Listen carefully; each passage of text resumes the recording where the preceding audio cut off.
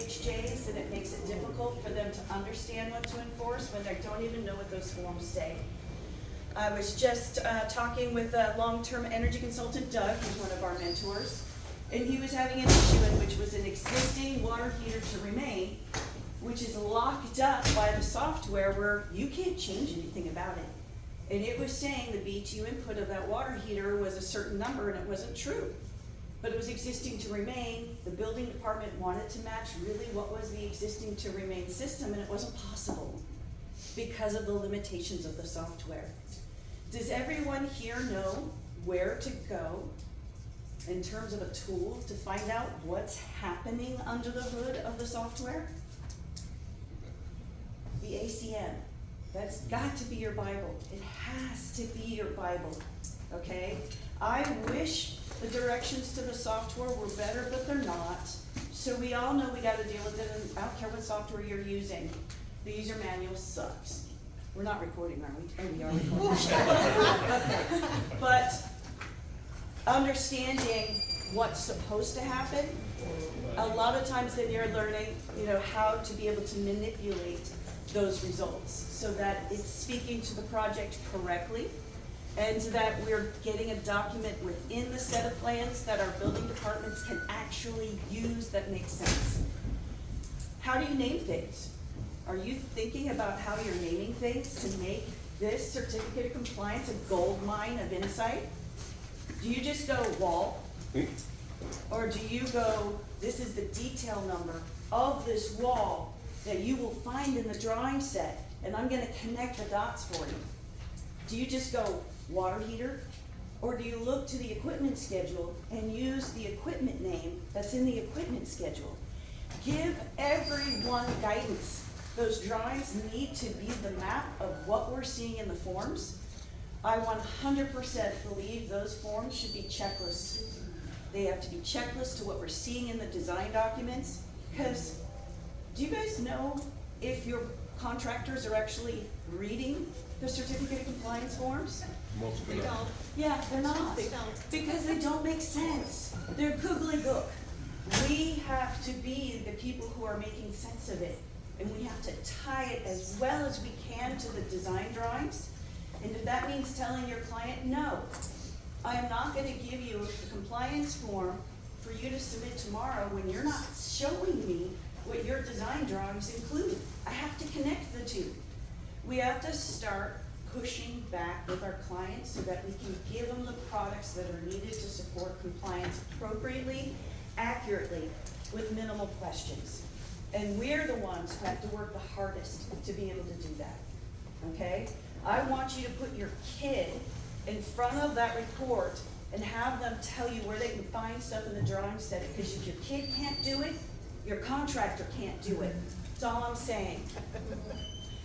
We have credits, blah, blah, blah, that's why you're here. It's fantastic, you get to do all your CEUs in one event, woohoo! Okay, who here has never heard of Energy Code ACE?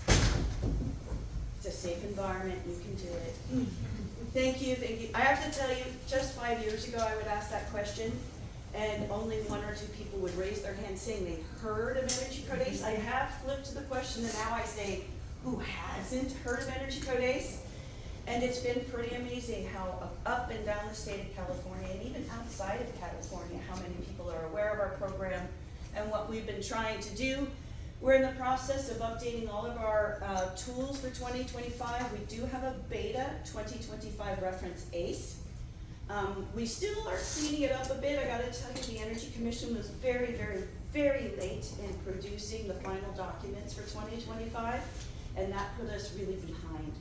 But we are in the process of that reference ACE. Our virtual compliance assistant, does anyone here use the virtual compliance assistant? That's for non-residential and multifamily prescriptive forms. And it is going to be, we're probably gonna be rolling out forms. We kind of get the easy ones out first. Does anyone want to guess what the hardest prescriptive form is? Mechanical. That mech form, man. It's a beast. The envelope is not that far behind. The envelope's a bit of a beast too. Training, you guys hopefully are aware, we're putting out 2025, what's new for 2025 every 3 weeks. Martin's there to talk to you with his smooth tones about what to anticipate for the 2025 code cycle. Someday I'm gonna get it down where I can totally replicate his voice. I don't have it yet. I need to live in, I think, go to, gosh, why am I blanking where he's from? Australia. I am like, it starts with an A, and it's not the one in Europe, it's the one on the other side. I need to spend some time in Australia. And resources, I have been the lead on the resources this code cycle. I'm taking the entire month of January off because life has been hell. Hopefully you're seeing that already. We're putting out 2025 fact sheets. We still have a few more that are in the hopper that we're working on. Energy code basics, you guys should be aware when one code applies versus another. Now, is the 2025 code going to go into effect in January? Yes.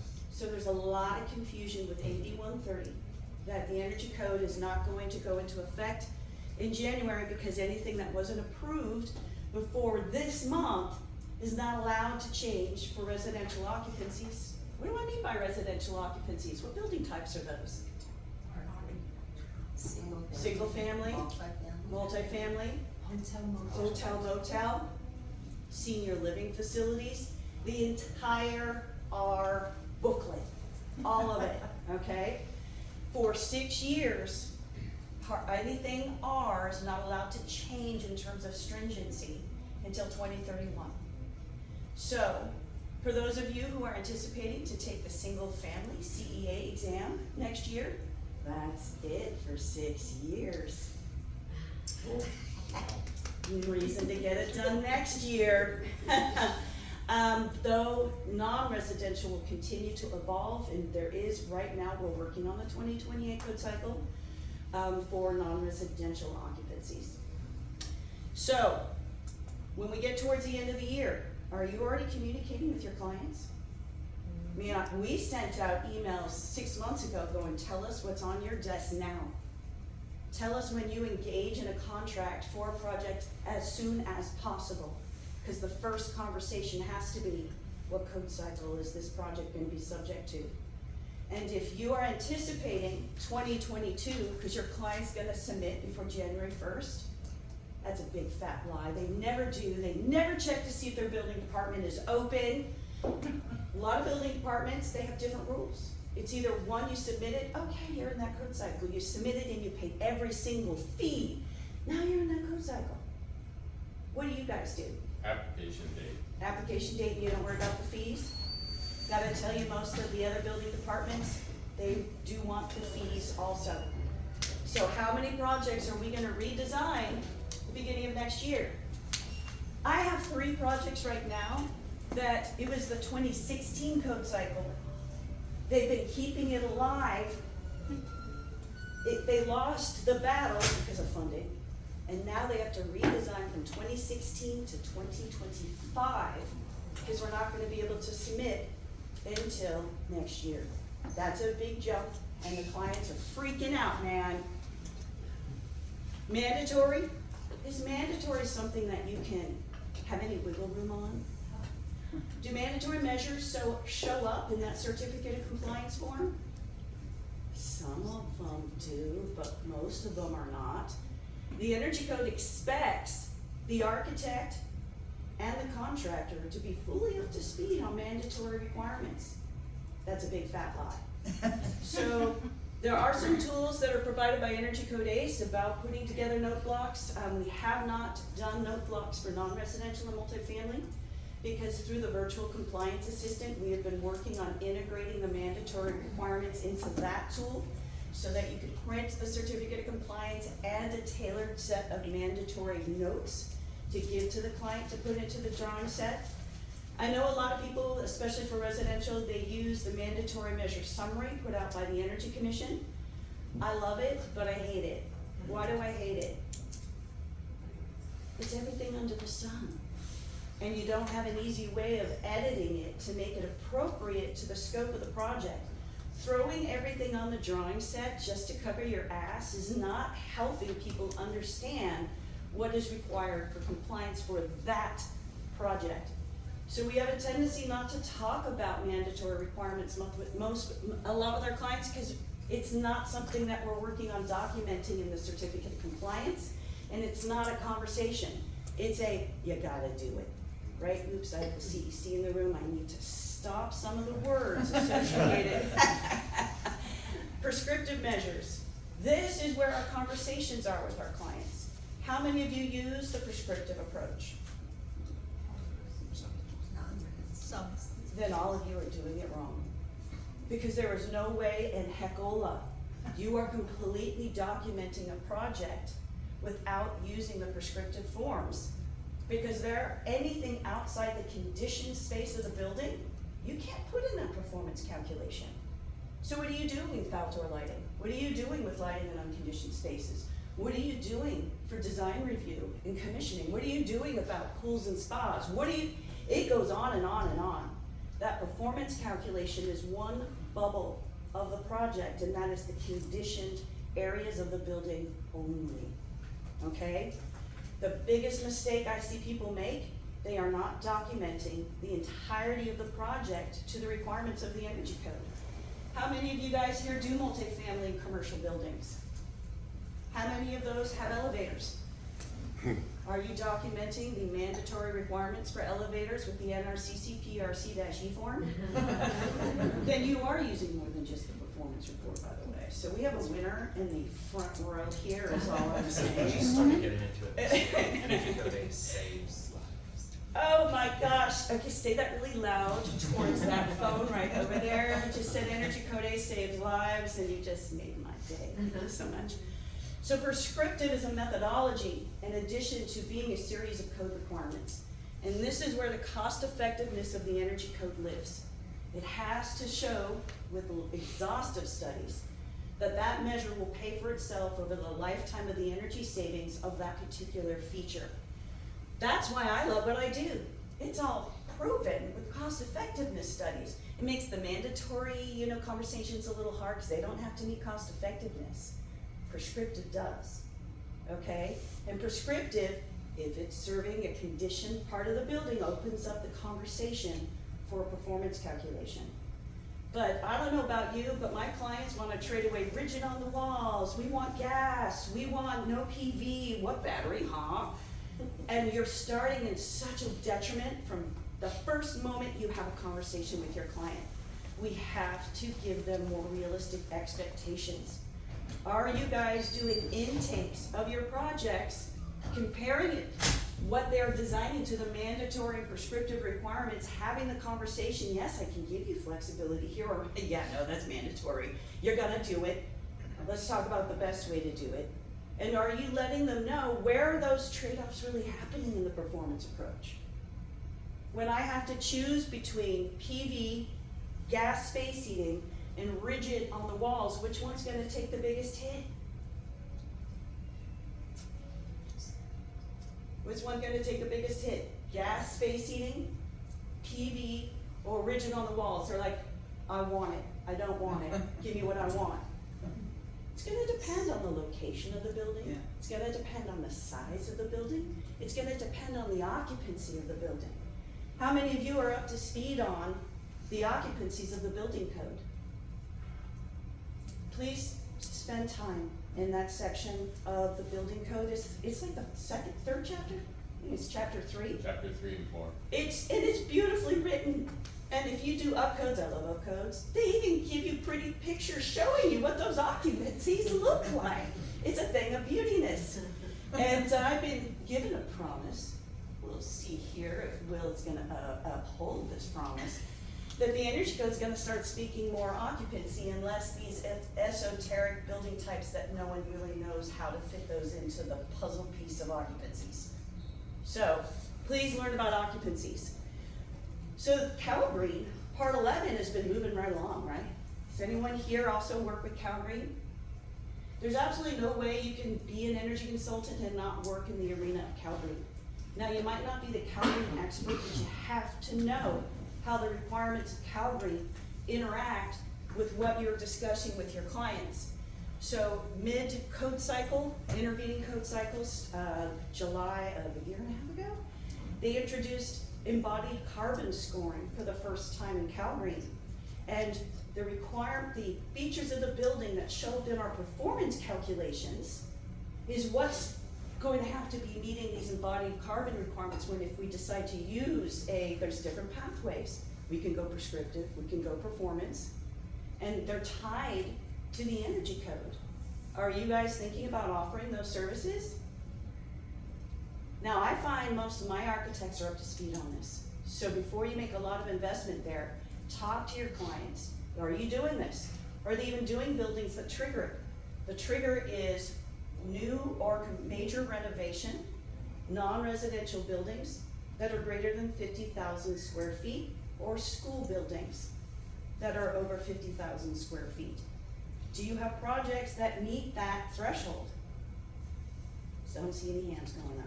Those are pretty big thresholds. So we have a set of clients that we know we maybe need to have that conversation with, okay? When we talk about carbon emissions, Calgreen talks about embodied carbon in manufacturing, sourcing. What are we doing in terms of harm to get that product, develop that product, and transfer that product to the site that our building is at? Then we're living in the building, that's operational carbon. That's the energy code. We are all about operational carbon. Then at the end of the lifetime of that building, the recyclability is really important also. And that's when Calgreen comes back and starts talking about when we were designing the building to begin with, were we thinking about the recyclability of those building features at the end of its lifetime? I hope to not be alive when any of my buildings need to be recycled, but I want to leave a legacy and we thought it through, okay? So, scope of work. What section of the, Bingo. already? Compliance, requirements, forms, and scope. Wow. So we have our first bingo in the round. Please come to the Energy Code 8's website later on. And he's doing the prescriptive forms that you can't do with the performance approach. So he already earned a prize, now he gets 2 prizes. That's all I'm saying. What section of the Energy Code tells you what the scope of the Energy Code is? Where in the Energy Code does it tell you the scope of how your project needs to apply to the Energy Code? 100.2. Title 20? Did you really say that out loud, David? Oh my God. You are going through the mentoring program 2 more times, is all I'm saying. It's the very first chapter. Chapter 1, section 100. And that's the very first line is the Energy Code applies to this series. It's the alphabet soup of occupancies. Occupancy A, assembly. This is going to be in our multifamily buildings, the community rooms, they're occupancy A. The lobbies, a lot of times, are occupancy A. Don't have a lot of occupancy A with single family, but I do all the time with multifamily and also for office buildings. Occupancy B is an office building, but I'll have parts of a building that are occupancy B. I'm a multifamily girl, so my leasing offices are typically a sub-occupancy B. And when we're talking about multifamily buildings, you need to know about the primary occupancy and the sub-occupancy in terms of how the Energy Code applies. C, campgrounds. Anyone here do campgrounds? I've done a few in the hills of Santa Cruz and Sonoma County. You need to know each building. A lot of the buildings on a campground are occupancy R. Some are occupancy B. Some are occupancy A. Some are occupancy C. C is not subject to the Energy Code at all. So the minute my client tells me it's occupancy C, I go away, go forth, unless you want some guidance on how you could be more efficient, even though you don't have to do it. E, schools. F, factories. H, high hazard. I don't do a lot of those because they scare me. I, institutions. I, for decades, was not subject to the Energy Code. And it was the 2019 Energy Code they first adopted occupancy I. Do you guys want to know a little story behind that? Sure. Yes. They always meant to include occupancy I, but way back when, they actually typed the code and they forgot to put that letter in that very first sentence of the code. So that was never really on purpose. So, occupancy I, there is a lot of exceptions to controls associated with occupancy I because health and safety has to take precedence. I always like to tell people, you're in surgery. Do you really want all those lights on an occupancy sensor? Let's think common sense. Occupancy I3, prisons, jails. Occupancy I4, daycare facilities in which the people who are there cannot move themselves. They are not subject to the energy code. Health and safety takes precedence. We want that building to burn as slowly as freakishly possible so we have time to get the people in those buildings who cannot get themselves out of the building to get them out safely. Occupancy L has been exempt to the energy code up until January 1st of 2026. Does anyone here do laboratory spaces? I find a lot of my laboratory spaces are already occupancy B, but I might have some areas of the building that are on occupancy L. There's been a lot of growth in the occupancy L world in terms of tenant improvement buildings. Yeah, they're all regretting that investment because the laboratory tenant market has crashed in a serious way. Here's all our occupancies. So the only occupancies of the building code that are not subject to the energy code is occupancy C, I3, and I4. Otherwise, all of them are covered by the energy code now. Now, I don't want you to call this table 100.0-A. I want you to call this Gina's favorite table. Follow after me, Gina's favorite table. And for years we've had people go, where's an index? We need an index. This has been the index the entire time. This is how the energy code applies. If you guys don't start here, you've started in the wrong place, okay? And right here it tells me, here, I'm in my occupancy, I need to know my occupancy. This is non-residential, hotel, motel. And I'm doing envelope. And immediately I have questions I have to answer. Is that an unconditioned envelope? Or is it a conditioned envelope? What is the definition for conditioned?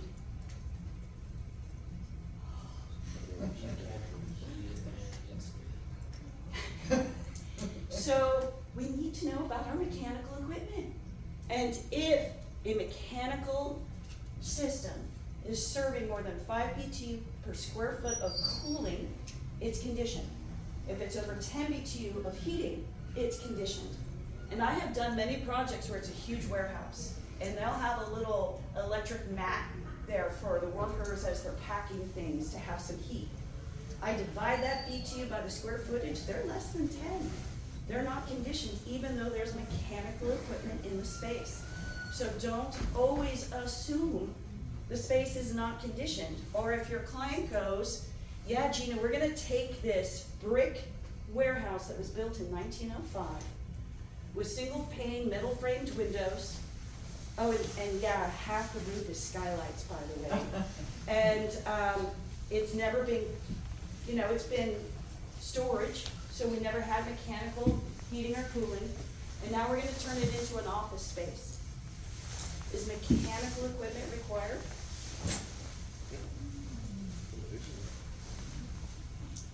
Is it going to be occupied? It's an occupied space now, and the building code says occupied spaces must provide heat 68 degrees Fahrenheit, 3 feet above the floor, 3 feet in from all exterior walls. So as soon as I know a space is habitable or occupied, it's gonna have space heating. And now I need to let's talk about that. And how many times have you had clients go, why am I getting a negative number on the space cooling on my report? I don't have any air conditioning. You guys ever looked at that and went, what's going on here? I should be getting tons of credit for not using electricity for space cooling. The only time we can appropriately capture the energy savings of the envelope is when you're building it the first time or conditioning it for the first time. And we're not gonna make you look at that envelope again just because you decide to add air conditioning to a space that already has heating. So the first time we're conditioning a space, It has to meet space heating and space cooling, even if you don't have those systems serving the building. Because this is our one opportunity to incorporate energy efficiency into the envelope. So, do I have any mandatory requirements for an unconditioned space? Look at my table, Gina's favorite table. It says right there, not applicable. No, you don't. Just reading this table tells you how the energy code applies. And you always have to remember general. Everyone forgets general. The fact that none of you knew section 100 was where you need to spend a lot of time. That's right there at the top of the table. You need to spend time in there. Then it breaks down what's mandatory, prescriptive, performance, and what the rules are for additions and alterations. Does PV apply to additions? How do you know that? Don't say because Gina told me so. How do you know? Because it says NA in the table under additions and alterations. It's telling you. It's giving you everything you need to know. And the Energy Commission has hyperlinked this table if you use their PDF copy. But of course you want to use reference A's because we're 10 times better. This is where you have to start. It's where you have to start your journey until you have it memorized like I do. Okay? What exceptions do we have? I'm sure you guys have clients going, I'm doing this and only this, Gina. I didn't trigger the code, did I? I'm like, oh, you poor soul. Yes, you did. Qualified historic buildings. So a lot of times I have clients going, we're in an area that it's a bunch of old buildings and we're going to use this old building and it has to stay looking old. Is it a qualified historic building? No. No exceptions for you. If it's a qualified historic building, then the envelope does not have to meet the energy code. I might want to talk to them about making improvements to make their building more energy efficient, but they don't have to. I do a lot of work in San Francisco, and a lot of times only one facade, the one facing Market Street, is going to have that qualified historic exception. So don't assume it's for the whole building, especially if it's in an urban area. Unconditioned space. The only envelope requirements I have for unconditioned spaces is if I have a large voluminous room that's over 5,000 square feet with a ceiling greater than 15 feet from the finished floor, I have to be able to prove that 75% of that floor area is daylit. Usually I do that with skylights, but it could be sidelights and skylights. That's the only envelope requirement I have for unconditioned spaces. So you don't know what you need to talk to your clients about until you understand where are my unconditioned spaces, where are my conditioned spaces. Covered process. Have you guys ever cracked those two sections of code open? Well, not Rosemary. You don't have to raise your hand every time. Rosemary has been doing this before all of us have been alive, so she has got it down. Cover process, I find a lot of people don't get it. I have so many people who use the NRCC MEC form for refrigerated warehouses. What's wrong with that? It's not space conditioning. The MEC form is only about space conditioning and ventilation. That's a covered process, and it needs to be documented with the NRCC PRC form. I see people who include parking garage fans in their performance calculation.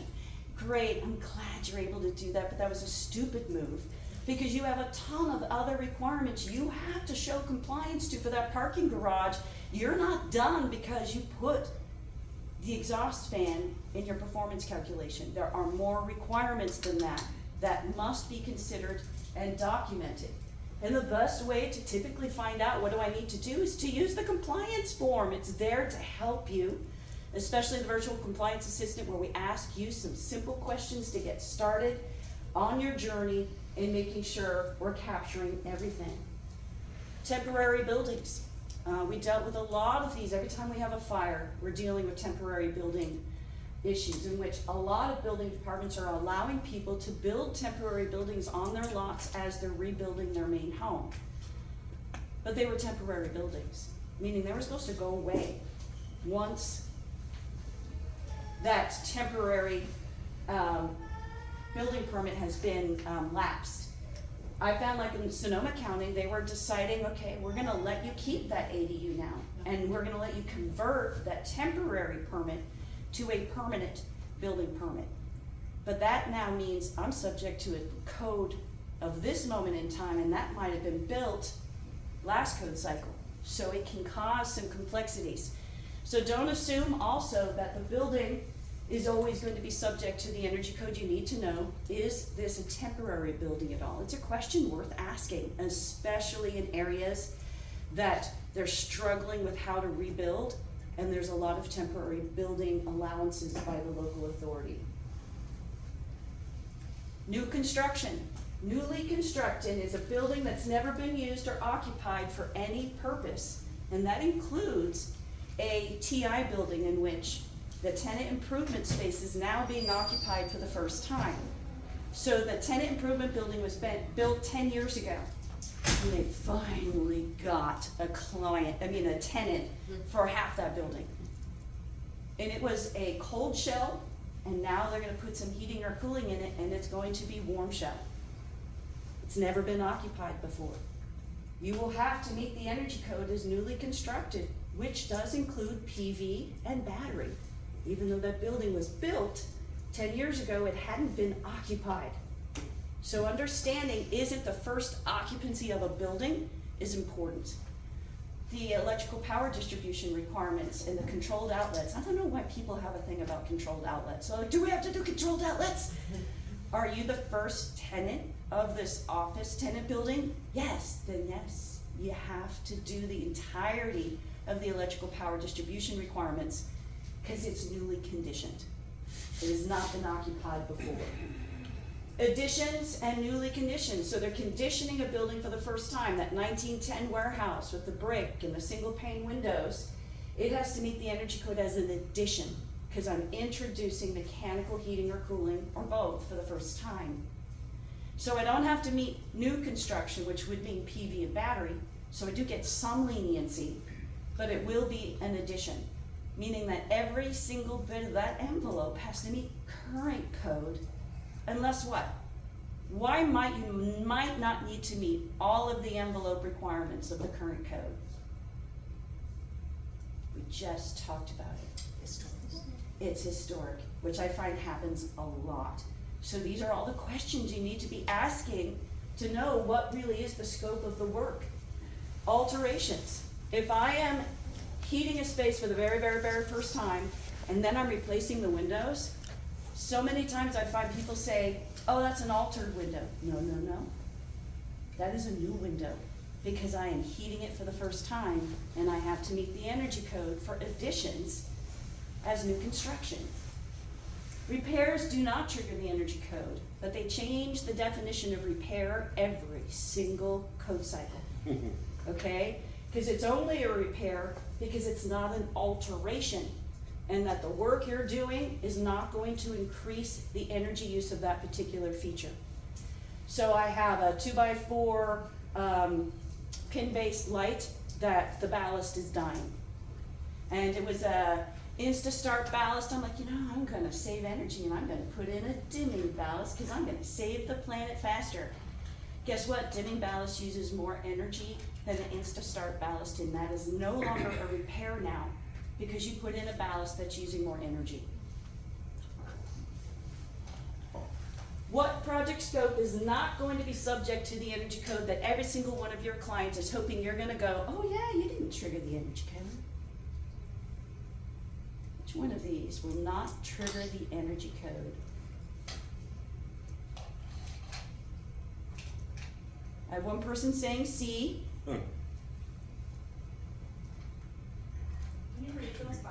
Yes, yeah, I'm gonna, for the short people in the room. A is building a new home. B is adding office space to an existing occupancy B building. C is replacing windows for a multifamily historic facade. D is replacing HVAC equipment of a historic building. Say it with confidence. C. C. So, and the exception is because it's a qualified historic facade. I have had so many people like, we still have the coal burning system and we're gonna replace it. I'm like, oh yeah, you didn't get an exception for that, buddy. There's no such thing as historic exceptions to coal burning heating systems. Hey Gina, real quick, B seemed like it could have been the answer, why is it not? Because you're adding office space. Okay, it could have been, let's say I was carving out more offices out of a previously conditioned space. That would then trigger the energy code for all my altered features, my new lighting. I now have a bunch of smaller offices. They each have to have their very own manual area controller. So the other thing would be I'm adding on to the building new office spaces. That's an addition because I'm adding conditioned floor area and volume to a building. So in my opinion, whether it's an alteration because it's already conditioned space, you're always going to have alterations and you've triggered the energy code. Okay, forms. You guys own the certificate of compliance, right? Make it yours. Love it, embrace it. Understand every freaking letter on that report. If you can't tell your clients what's in there, then that's where we're starting the breakdown of the conversation of doing compliance. Do you guys ever look at the certificate of compliance during construction? First thing. Well, not you, Yeah. but energy consultants. Yeah. Do you ever get asked to make changes to that certificate of compliance during construction? Oh, thank God, Yes. because for the longest time we weren't. Most of our projects will continue to, we do see construction administration services, and we will rerun that building. I did one, I reran it 80 times with all the changes. The contractor, I came up with something cheaper. It never is. So we have to keep that alive to the promise of how the project is meeting the energy code, even as it's evolving and it's changing during construction. Our job doesn't end at the end of construction. Make sure your reports clearly have your contact information on there. The biggest thing I hear is, I don't know how to get a hold of the person who did this report. Make sure you've given them a way to go there. Like, I don't put my phone number. I don't put my email address. I put my company phone number, my company email address, because I would like to retire at some point and I don't want you to find me. So make sure that you're providing a contact that people can get to and someone's gonna help them. Because we are hearing from contractors, I tried to get a hold of that energy consultant and they never returned my call. Now I'm already gonna assume that's no one who's coming to the KBEC conference because you're all here to do better. But those people do exist out there and we get their same reputation and we have to build our own reputation. Certificate of acceptance and verification. Now we got testing happening. Are you guys supporting your clients regarding what's the testing going to be required out in the field and who should be engaged to do it? Do you guys know when acceptance testing is triggered? Because it's a mess. The energy code doesn't help you much on determining the triggers to acceptance testing for mechanical systems. I just had a project where it was a yoga studio. I gave them such a dramatic drop on price too, because they were in my own little town. I'm like, oh, I'm saving the planet in my own little town, yay! I gave them this huge write-up about who needed to do the acceptance testing, the verification testing, that they needed specific certified individuals. Please talk to your contractors as you're bringing them on to make sure they're aware they're responsible for coordinating this testing. Did it happen? No. I even used red. And all of you know me, I write in caps and I use like 10 explanation points and I did all that. And they came to me going, my building inspector says they won't give me a final until I have this, I think it's a CA form, an NRCA form. Why didn't you give it to me? I gave you a whole write-up and I told you what was going on and I told you to make sure you have this coordinated ahead of time or it's going to cause issues you getting final. We could not find a certified ATT for mechanical. We just couldn't. And we're having a little bit of issues in the industry right now. That's a whole nother talk. The inspector made them use a HERS rater to test the acceptance testing, of which they don't even have the equipment or even know what the testing protocols are, but that's what the inspector allowed as an alternative. So a lot of times we have to be helping people out with what is an appropriate alternative to make sure we can get that certificate of occupancy and we are in a good place.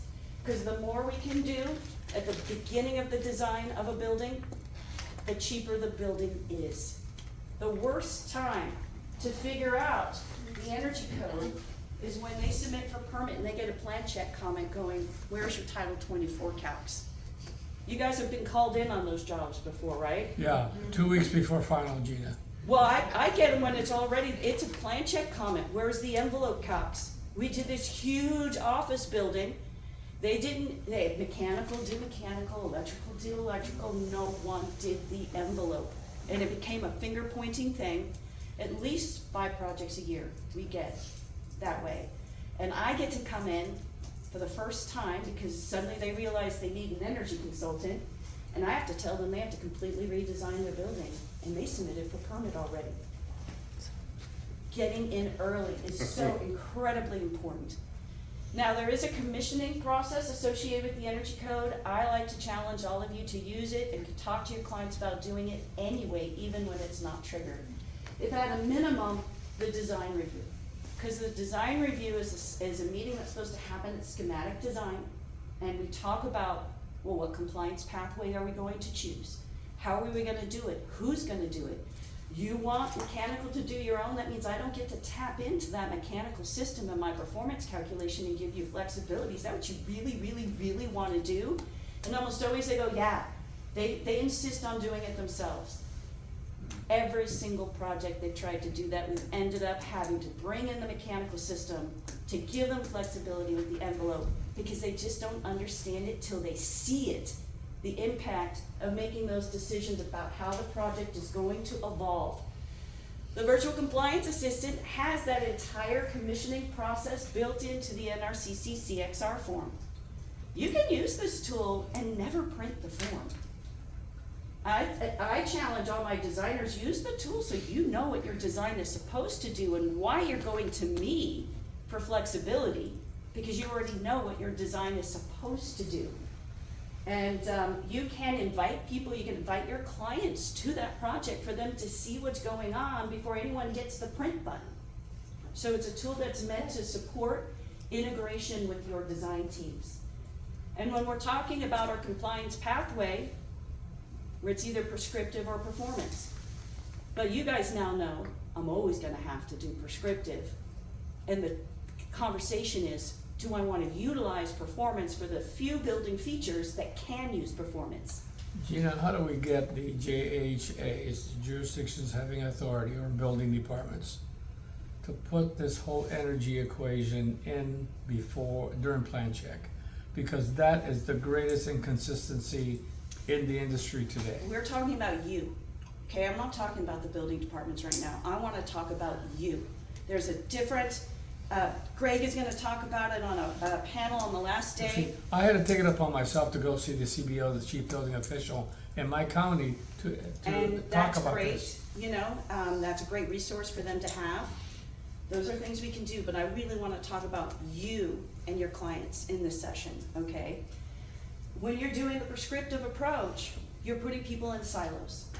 Okay, we need to be aware putting people in silos doesn't always work. And we need to understand when we go the performance approach, you need to determine, well, what am I including? Because if it's residential, you're required to include it all, right? The software forces the issue. But if it's a commercial or hotel motel building, which is occupancy R, but the energy code treats it like commercial, I get to pick and choose. I can do just envelope. I can do just mechanical. I can do envelope and mechanical. Envelope mechanical light. Envelope mechanical PV. I can mix it up, man. And that has to be part of the conversation when I'm talking to my clients regarding the complexity of their project, the goals they have for the project, and do I have any metrics that I'm gonna need to get from that performance calculation. So we do lead work, and there is a prescriptive lead pathway. It sucks. It's really barely gives you anything, and it's too regimented. So we use the performance approach for all our lead projects, and that's immediately what we bring to the table and go, if you want me to capture all the money associated with your design, because lead's based on money and carbon, then we're not gonna be able to do what we need to do. And we need to discuss that now, and we need to decide whether I will say no to this work because that lead person over there should be doing it, So it's being thought through as one brain, and we're not putting people in silos. So we need to know when a silo is okay, but when a silo is not gonna be okay. You guys need to know all the forms, and you need to know which ones are viable for you for additions, for alterations. The prescriptive addition approach for single family, my God, it's a thing of gloriousness. Have you guys ever used it? It's beautiful. You have these extended walls, you get an alternative roof, you get more windows than a new construction building. Michelle in my office, she can get the the prescriptive jobs done 20 minutes each. So that's the first thing, honestly, we try for every single one of our jobs. First is try and put it in the prescriptive bucket. It's faster, it's cheaper, it's easier to understand. But going prescriptive for multifamily, no, not a good idea whatsoever. Ever, ever, ever, ever. So I really need to think it through. And I need to know where my building features are gonna be. So prescriptively, I can do everything. I can live in prescriptive world. But I want to look at the building features that can go either way. And indoor lighting is the big complex one. Because now I have to know room by room, is this conditioned? Is this conditioned? Is this conditioned? So let's say this corridor out here had no registers. So there's no cooling or heating registers in that hallway. Is that hallway conditioned or unconditioned? Unconditioned. It is indirectly conditioned, which per the energy code means it's conditioned. So there's no such thing as indirectly conditioned having alternative requirements in the energy code, because indirectly is always going to be treated as conditioned. So we have to have that conversation about the lighting of the spaces. Now, what type of spaces in a building are typically unconditioned but are inside? They're inside spaces. Storage. Mechanical room, well, I find mechanical rooms more and more, they're putting a little bit of cooling in there. Corridors sometimes can be unconditioned, that's starting to go away a bit because of all of the IAQ ventilation safety requirements that a lot of the cities are introducing based on how close you are to freeways, major railways, blah, blah, blah, blah, blah. So we're finding that the lighting in those unconditioned areas, they're not meeting code. They're being so overlit. And we don't have the flexibility of using the wattage we're allowed for the conditioned spaces to the unconditioned spaces. A wall goes right down between those two buckets and there's no trade-offs between them allowed. So, and I have clients in which back of house is done by one electrical engineer and front of house is done by a different electrical engineer. And now I get to have those conversations in addition to, is it conditioned or unconditioned? And they're like, we don't know how you do what you do. How do we measure energy savings? So they're changing things up. I had gotten TDV down like no one's business, but now that's not what we say anymore because what it's TDV but a different multiplier. Let's move on. For current code, we have 3 metrics we have to show compliance to for new construction. Efficiency. That's against the prescriptive measures of the energy code. Total, that's how efficient is the building and how is it providing on-site renewables to offset the energy use of that building. Source, it's a carbon proxy of, well, how efficient is your building? What are the energy sources you're using for that building, for appliances, heating, water heating, and then how much of that particular utility are you able to do on site and not go to the grid? So what can you do on site to offset natural and propane gas? Yeah, we're not capturing our farts yet. So it's out the window. I have no way of saying I'm offsetting what's going to the grid, which is another reason why having gas is going to cause issues with multiple metrics, because what can we do to say it's offset on site and it's not going to the grid? And there's a 4th one for this 2025 code cycle for certain climate zones. This is single family only, in which they're introducing a new peak cooling metric that is associated with certain climate zones 4 and 8 through 15. What can you say about climate zone 4 and 8 through 15? They all are using air conditioning. And what they found is that there's so much savings associated with heat pump space heating. And by promising a more efficient heat pump space heater or water heater even, I was able to trade away way too much cooling efficiency measures. So this is a stopgap that they put in place to make sure we're not over trading away cooling efficiency measures against heating efficiency measures. Now that we're really talking heat pump space heating, we have peak grid and winter and in summer. I'm replacing an HVAC piece of equipment. What compliance pathway is gonna make the most sense? Prescriptive. I could use performance, but I really have to think hard. Is it gonna be worth it? Because I have to model the whole building. Do you have drawings of the whole building? I have to make some assumptions about lots of the building features just because I want to say I don't want an economizer. Now remember, there's also things written into the code. I find people want to not do economizers. It's the number one I'm thinking, I see for commercial buildings.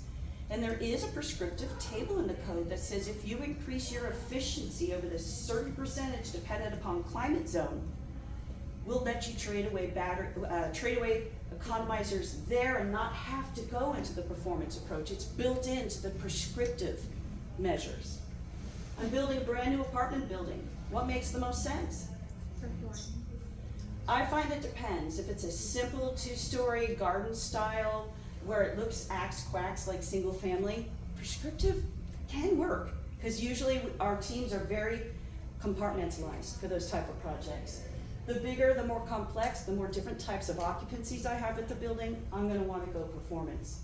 And then the minute I have any additional metrics I need to capture, I'm gonna wanna go performance. So let's talk about what's in your designs that you should be using and teaching your clients to do as a checklist. And we can't not talk about them signing off as the responsible person. Please, I know it's faster, I know it's easier. Do not sign as the responsible person unless you really are. This is as dictated by the Business and Professions Code Division 3. You are taking your house in jeopardy if you are doing that stuff. Okay? I know people out there are doing it. I'm like, oh, why would you even do that? How many of you carry liability insurance? All my projects I have to have like 2-3 million, blah, blah, blah, this, that, whatever. The more you're gonna do multifamily or commercial projects, you're gonna have liability insurance, and you're gonna have to find one that's willing to help you in the construction world. There aren't a lot of insurance companies that support us. And I gotta tell you, I would look to those who are supporting HERS raters because that's who we use, is the insurance company that developed assistance for HERS raters, in which they're not licensed professionals, but they're out there doing work, and it has definitely been worth it. Look and make sure the scope of the work of your project is really what you thought it was. Is it really newly constructed, or did you think you were doing an addition alone? Check, check, check, check. Make sure you have the orientation right. And this is funny because I always get it wrong. I always mirror it. I see it backwards. And everyone in my office is like, righty, righty, lefty, lefty. I'm like, I don't get it. But it's going to change compliance. If you make promises like a battery in your calculations and you don't see it with your own little eyes in that design set, you've caused havoc. I have our clients sign off on a special summary list. This is everything that we had to use to get your project in compliance. And if I don't see it in your drawing set, I want you to write in blood on this piece of paper, you know that needs to be in that drawing set before you submit for permit. And if it comes back where they're gonna go, oh, it's not in the permit, I'm gonna charge you double time for fixing your mistake. Let's make sure we are naming things. Name the assemblies per the detail sheet number. Give your building departments guidance on where that is. This opaque surface construction table sucks. It does. It doesn't make sense. Your attic is in one place, your ceiling's in another place, and it just doesn't make sense. Help it make sense, okay? Tie it to the drawings, making sure the promises you are making. Read through these assembly detail information. I don't know how many times I see airspace, airspace, airspace, airspace, 5 airspaces, people manipulating to get a certain U factor. Don't do that. Have it make sense to the details. We talk NFRC, but do your clients know what the heck we mean by NFRC? Because let me tell you, those window manufacturers are playing games, and it's causing havoc. I had one project where it was an elderly lady. It was an Eichler home. She redid all of her windows in the Eichler home with dual pane metal framed windows. Did not even meet the mandatory minimums. Did not meet the prescriptive. And their window installed totally lied to them. Totally lied to them. And that's part of what our building departments have to deal with, guys, is that things happen. And now here's this little old lady that she spent all her money on these brand new windows thinking she was doing the good thing. And if the building departments enforce the code the way it should, those windows need to be ripped out. That doesn't make sense. Our building departments are doing the best they can with the tools they have and also serving the public, okay? When we're talking about mechanical systems and efficiencies, please assume the worst case unless you see it in an equipment schedule. Don't make promises that you haven't seen them backed up. There are metrics within these particular calculations. As you guys know, we have to explain EDR, we have to explain LSC, we have to explain TDV. And further, what we have is you have in the software itself a CO2 measurement, which is invaluable for that embodied carbon scoring that we're trying to do at the state level. These don't show up in the compliance forms because guess what? It's not an energy code thing. But CBEC, and I don't know if you guys know, CBEC Res is built into CBEC now. There's only one state-provided software for 2025. And Energy Pro provide these tables for all building types for us to share with our clients, but now we have to coordinate it, okay? And I'm hoping all of you will help us save the planet, learn what's happening with 2025, come to Energy Code Days so we can help save you. And remember, we're here to answer all your questions. Brian, Selby, and I answer 90% of the questions that come through the help desk. We answer within 24 to 48 hours, and we're really, really good. Thank you.